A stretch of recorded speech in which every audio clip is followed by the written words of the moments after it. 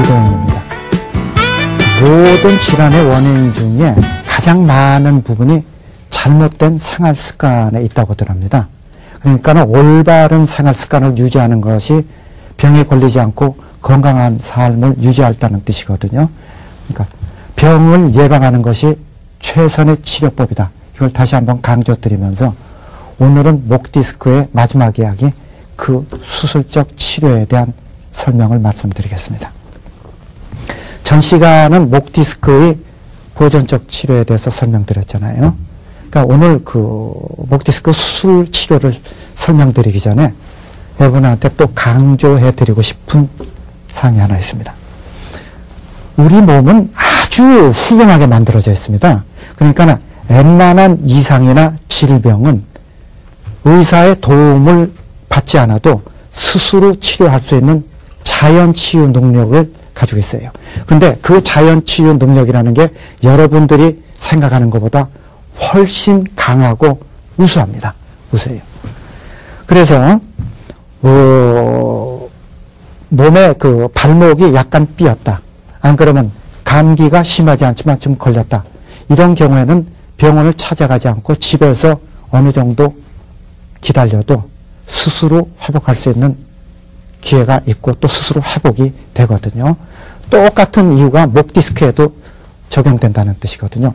그러니까 웬만한 목 디스크는 전 시간에 설명드린 그 보존적 치료만으로도 충분히 회복이 가능합니다. 그래서 물리치료, 약물치료 이런 보존적 치료를 열심히 시행하면서 내 몸이 스스로 회복되는 자연치유를 기다려봐라. 다시 한번 강조드리는 얘기거든요. 그런데 목 디스크 환자의 통계적으로 25% 정도는 결국은 아무리 기다려도 어떤 방법도 좋아지지 않아서 결국은 수술을 시행할 수밖에 없습니다. 그러면 어떤 경우에 수술을 시행하는지 한번 살펴봐야 되거든요. 첫째가 목 디스크로 인한 통증이 너무 심해가지고 이건 뭐 견디지 못한다, 죽겠다. 뭐 당연히 수술해야죠.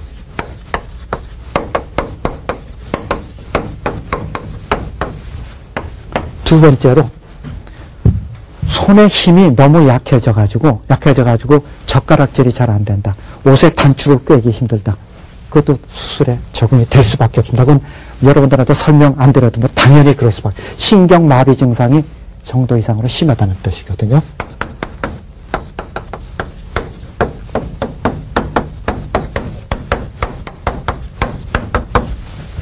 그리고 세 번째로 척수증에 의한 증상이거든요. 하지 힘이 약해져가지고 걸을 때 부자연스럽고 자꾸 넘어진다. 이렇게 되면은 척수증에 의해 가지고 척수가 정도 이상으로 파괴됐다는 뜻이기 때문에 그것도 수술할 수밖에 없거든요. 그리고 네 번째로 물리치료를 하고 약물치료 같이 보존치료를 열심히 한다. 근데 한 달이 지나도 안 좋아지고 두 달이 지나도 안 좋아진다. 그래서 생활하기가 영 죽겠다. 그런 경우에도 수술을 시행해줘야 되죠.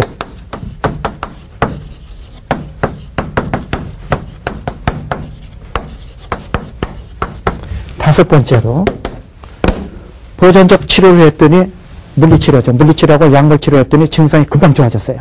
그래서 이거 병이 다 났나 보다 했더니 한두 달 지나서 또 재발해요. 그래서 할 수 없이 또 물리치료 했어요. 그랬더니 조금 있다가 좋아지는 것 같더니 또 재발해요. 이렇게 증상이 좋아졌다가 재발하고 증상이 좋아졌다 재발하고 이렇게 반복적으로 증상이 나타나도 수술을 시행해야 됩니다. 그 이유는 무슨 소리냐면은 허리 디스크나 목 디스크는 물리치료를 시행할 때 아주 심한 경우는 예외인데 지금 설명드린 대로 물리치료 시행하면 저 통계대로 하면 75%, 80%는 물리치료로 좋아진다는 뜻입니다. 그렇잖아요. 그리고 나중에 또 재발할 수가 한이 있더라도.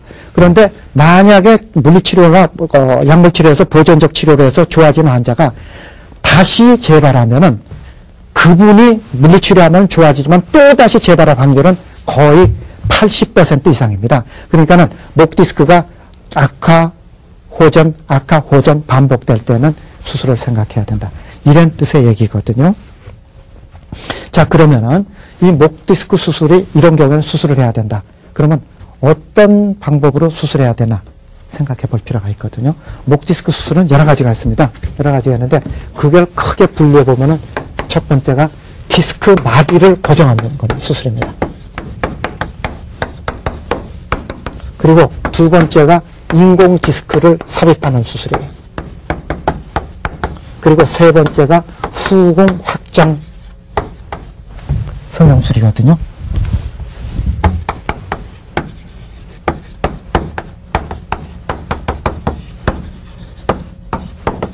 그리고 네 번째가 내시경 수술이 있습니다. 자, 하나하나 보면은 첫 번째 디스크 마디 고정술이라는 거는 자라난 골격이나 돌출된 디스크가 신경을 압박하니까 그거를 제거하고 그 마디를 아예 굳혀버리는 수술입니다. 그러니까 여러분 볼 땐 참 끔찍한 아주 너무 파괴적인 수술이라고 생각할지 모르지만은 경험적으로 목 디스크 수술을 수많은 방법으로 해봤지만은 가장 결과가 좋고 확실한 방법은 이거다. 그래가지고 얻어낸 결과거든요.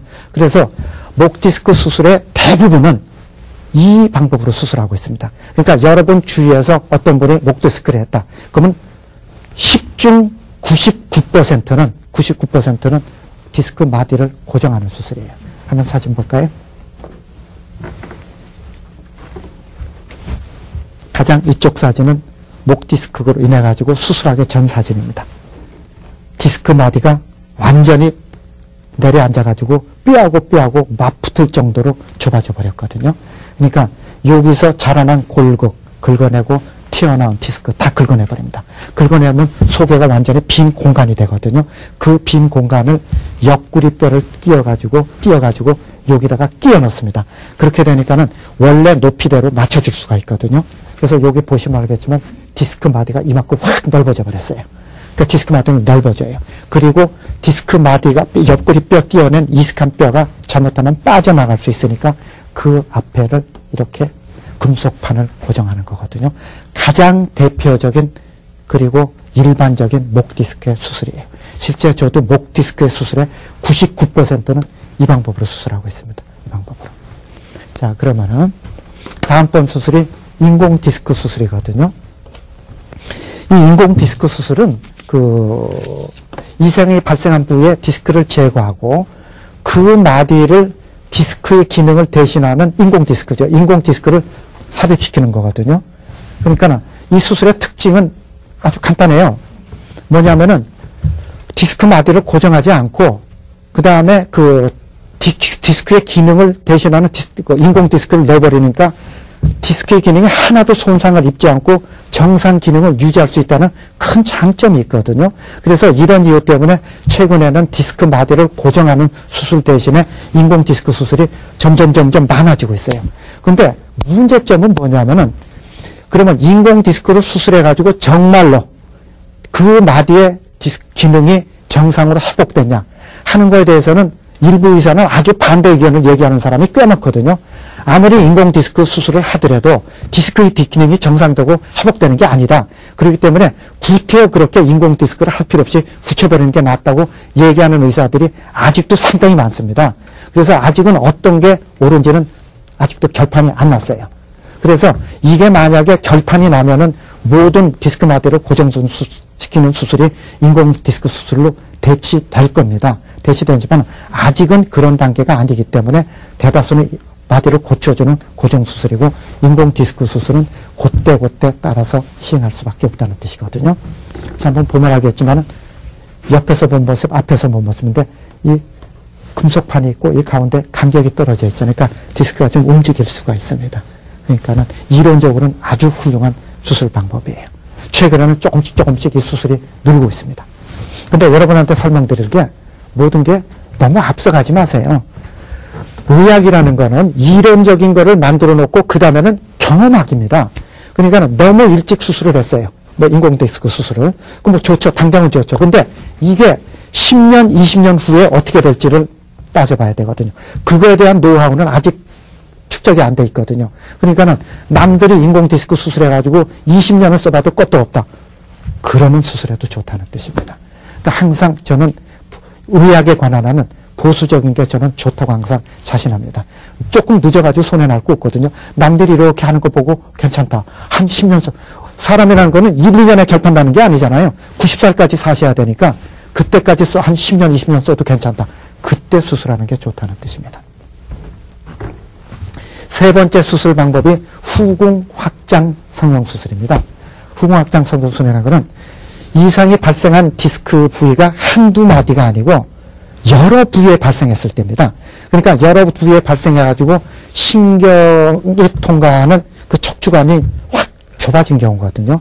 그러니까 한두 마디면은 그 디스크를 제거해가지고 마디를 굳히거나 인공 디스크 수술할 수 있는데 여러 마디가 이상이 생기기 때문에 그렇게 수술하지 못하고 자라난 골격이나 돌출된 디스크는 그냥 놔두고 그 뒤쪽을 절개해가지고 척추관의 넓이를 확 넓혀주는 거예요. 척추관의 넓이를 넓혀주면 속에서 압박을 받는 신경 조직은 압박이 풀어지거든요. 한번 수술 방법 볼까요? 자, 이 사진하고 이 사진하고 비교보면 합니다. 앞에 주체가 있고 경추죠. 척추관의 넓이는 줄루코였습니다. 이게 척추관의 넓이거든요. 수술이라는 거는 여기를 따는 겁니다. 여기를 따가지고 뒤로 확 제끼는 거거든요. 그러면 이 뒤쪽 넓이가 넓어지잖아요. 다음 사진 보면은 척추관의 넓이가 여기서 여기인데 요 뼈는 여기서 보이죠. 그러니까 이만큼이 넓어진 겁니다. 이만큼의 후궁 확장 성형술이에요. 근데 이 후궁 확장 성형술은 그 상당히 제한된 경우만 합니다. 척수증이 심하다. 그런 경우에 시행하는 수술이지 일반적인 목 디스크 때는 사용하는 수술은 아니에요. 그 다음에 마지막으로 이 내시경 수술이 있는데 목 디스크에서 내시경 수술은 허리 디스크하고는 조금 달라요. 허리 디스크 때 내시경 수술은 수술 후 결과도 아주 좋고 그 다음에 일반적으로 많이 보급되고 일반적인 수술이기 때문에 수술하는데 큰 문제가 없고 권장할 만한 사항입니다. 필요하다면. 그런데 목 디스크의 내시경 수술은 수술 후 결과가 확실하지 않아요. 그 차이점이 뭐냐면은 허리 디스크에서 내시경 수술은 내시경을 집어넣고 눈으로 보면서 삐져나온 디스크나 그 압박된 신경을 눈으로 보면서 다 그걸 뜯어내고 뽑아내는데 목 디스크에서 내시경 수술은 워낙 사이즈가 작아서 그렇게 할 수가 없습니다. 그러니까 엑스레이를 보면서 대강 그 부위를 파내는 거기 때문에 수술 후 결과가 그렇게 보장된 수술이 아니거든요. 그렇기 때문에 의사 사이에서도 내시경 수술은 공인된 수술이 아닙니다. 하는 분도 계시지만은 그래서 오늘 설명에서는 내시경 수술은 공인된 수술이 아니기 때문에 제외하기로 하겠습니다. 자, 지금까지 설명드린 수술 방법 중에서 어떤 방법으로 수술하냐 하는 거는 몇 가지 조건이 있습니다. 첫째가 자라난 골격이 어느 정도인가, 어느 정도 심한가. 두 번째, 디스크가 돌출된 상태가 어느 정도인가. 그 다음에 세 번째가 디스크의 퇴행성 병성이 어느 정도 진행됐나. 네 번째가 디스크 발생 부위가 한 마디냐, 한두 마디냐, 안 되면은 여러 마디냐. 안 그러면은 척추관의 사이즈가 정상인가 아닌가. 이런 몇 가지 사항을 종합적으로 판단해서 수술 방법을 정해야지 그냥 나는 어떤 수술 방법이 좋으니까 이 방법으로 수술한다. 이거는 안 된다는 뜻이거든요. 다시 또 강조드리면은 척추 수술은 수술 방법이 잘못 결정되면 그 결과가 전혀 예측이 불가능해집니다.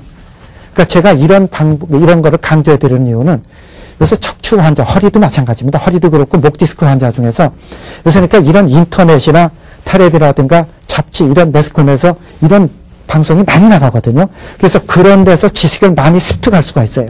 근데 이런 자기 지식을 습득한 환자분이 스스로 수술 방법을 결정해가지고 병원을 찾아가서 나는 이런 방법으로 수술해달라. 이렇게 요구하는 경우가 많습니다. 특히 내시경 수술이 그런 경우가 많거든요. 근데 허리도 그렇고 목은 특히 더 아니지만은 허리도 그런데 내시경 수술은 필요한 경우는 도움을 받지만은 모든 디스크 수술이 내시경 수술은 절대 아닙니다. 절대 아니거든요. 그래서 이런 경우에 의사가 할 수 없이 환자한테 끌려가가지고 그 수술을 할 수가 있거든요. 그런데 그렇게 되면 수술 방법이 잘못 결정돼가지고 환자분이 수술 결과가 좋지 않아가지고 굉장히 고생하는 사람을 한두 번 본 게 아닙니다. 그러니까는 여러분들이 다시 또 여러분한테 강조드리고 싶은 거는 수술 방법은 전문가가 뭐 이런 가지 여러 가지 상황을 종합적으로 판단해서 수술 방법을 결정해야 된다. 그걸 또 다시 한번 강조드리고 싶습니다. 지금까지 목 디스크에 대해서 4회에 걸쳐서 자세히 설명드렸거든요. 그럼 이제 여러분들은 목 디스크가 대개 어떤 질환이고 어떤 경과를 거치고 어떻게 치료하는지 어느 정도 감이 잡히시죠? 정형외과에서요, 약 처방전을 해주시는데 그 처방전 가지고 약을 짓잖아요. 네. 약을 먹고 나면은 이제 붓기도 하고 또 살도 찌는 경우가 있는데 그럴 때는 어떻게 해야 되는 거예요? 그 목 디스크에 주로 사용하는 약은 제가 전 시간에 보존적 치료를 설명드릴 때 말씀을 드렸거든요. 그러니까 그 목 디스크에 사용하는 건 가장 대표적인 약이 소염 진통제라고 말씀드렸습니다. 근데 이 소염 진통제는 솔직히 정형외과에서는 영역에서는 이 약이 없으면 정형외과 활동을 못할 정도로 아주 그 만병에 쓰는 약이거든요. 그러니까는 관절염, 디스크, 근육통, 타박상 그때 다 씁니다, 이 약은. 근데 이 약의 문제점이 뭐냐면은 이 약은 약을 드시면은 우선 위에서 흡수가 되거든요. 위에서 흡수될 때 이때 위에 영향을 미칩니다. 그리고 그 다음에 간에서 분해가 되거든요. 이때 간에 영향을 미쳐요. 그 다음에 콩팥에서 배설이 되거든요. 소변으로. 그러니까 또 콩팥에 영향을 미칩니다. 가장 특징적인 특징이 이 약을 드시면은 대표적인 게 속이 안 좋다, 더부룩하다, 뭐 자꾸 뭐 체한 것 같다, 이렇게 가장 대표적으로 많이 이야기하시고, 그 다음에 많은 게 콩팥의 기능이 떨어지니까, 콩팥의 기능이 약간 떨어지면 어떻게 돼요? 수분이 정상적으로 배설이 안 되니까 몸에 수분이 축적이 됩니다. 수분이 축적이 되니까 자꾸 얼굴이 붓는 것 같고, 환자분들이 그 얘기 많이 하거든요. 이상하게 이 양 보면 얼굴이 붓는 것 같다. 예민한 분은 얼굴이 붓는 것 같다. 그리고 둔하신 분은 나 살찐 것 같다. 그렇게 얘기하는 거거든요. 근데 어떤 분 마찬가지예요. 얼굴이 붓는다, 살이 찐다, 수분의 함량이 체내에 축적이 되니까는 체중이 늘고 얼굴이 붓을 수밖에 없거든요. 그리고 심한 경우에는 간 기능이 떨어지기도 합니다.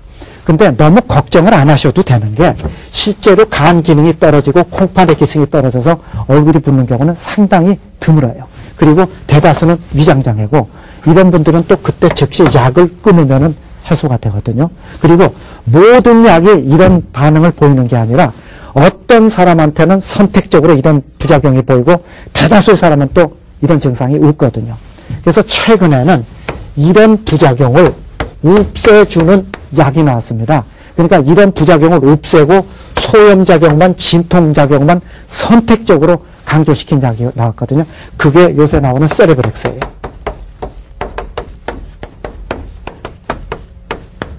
안 그러면 요거보다 조금 떨어지면 모빅도 거기에 비슷한 약이거든요. 이런 약들은 이런 부작용을 없애주는 약인데 실제 그러면 이런 부작용을 없애주면은 저런 부작용이 하나도 없냐? 실제 그렇지 않습니다. 조금 부작용이 있고 제약을 드셔도 부작용 심하게 나타난 사람이 있어요. 다시 또 하나, 그리고 또 하나는 이렇게 부작용이 있다 그래서 그 약이 나쁘다는 뜻이 아닙니다. 어떤 분한테 선택적으로 나쁘지 대다수의 사람한테는 크게 문제가 되지 않습니다. 자, 이대영 박사의 건강의학이 지금까지 4회에 걸쳐서 목 디스크에 대해서 자세히 살펴보았었거든요. 다음 순서는 중년 이후 여성에게서 엄지발가락하고 변형으로 고생하는 경우가 많거든요. 그 무지외반증이라고 합니다. 이 무지외반증에 대해서 살펴보는 시간을 갖도록 하겠습니다. 여러분, 다음 그 시간까지 안녕히 계십시오.